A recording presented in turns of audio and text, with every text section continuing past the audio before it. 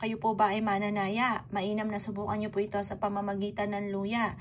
Iaadya ka ng ate pong luya kung saan lagi ikay suswertihin. Kung ikaw po'y blanco ang isipan, di malaman kung ano po ang tatayaan, mag-wish ka na ipakita sa inyo ang numero na lalabas mga bossing. Ngayon po mga bossing, basta't ikaw ay may 100% na paniniwala sa mga gatong mga pamamaraan, walang imposible, lalo-lalo na kung ikaw po'y maraming mga pangarap sa buhay. Proven po ito mga bossing. Ngayon po ang masasabi ko lamang, kailangan kayo po ay may positibong pananaw sa buhay kapag ginawa nyo po ito. Kumuha po kayo ng luya, isulat nyo po dito kung anong numero na inyo pong ninanais na tayaan.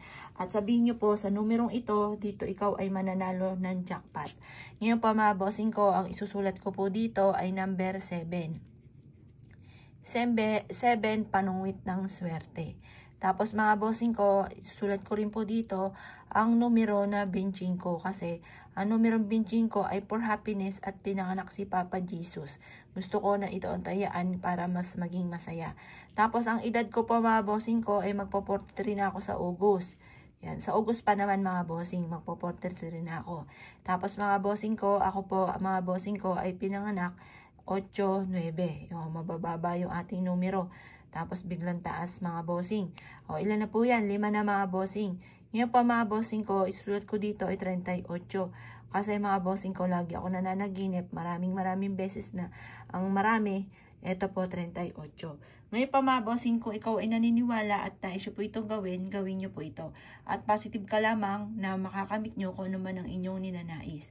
Basta kung may pumasok sa isipan ninyo na baka ikaw ay matalo, alasin nyo yung mga ganong isipin.